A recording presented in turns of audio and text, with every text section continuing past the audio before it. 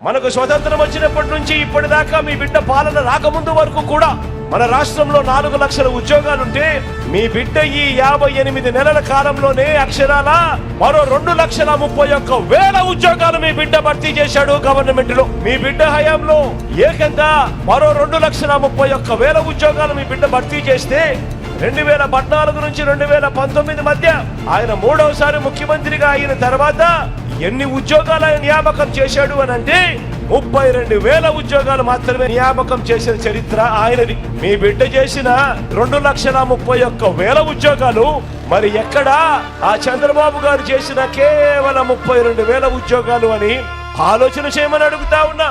మరి జాబు కావాలి అనంటే రావాల్సింది ఎవరు అని అడుగుతా ఉన్నాను. జాబు రావాలి అనంటే ఫ్యాన్ రావాలా లేక తుప్పు పట్టిన సైకిల్ రావాలా అని అడుగుతా ఉన్నాను. ఇలా ఇలా ఇలా ఇలా ఇలా ఇలా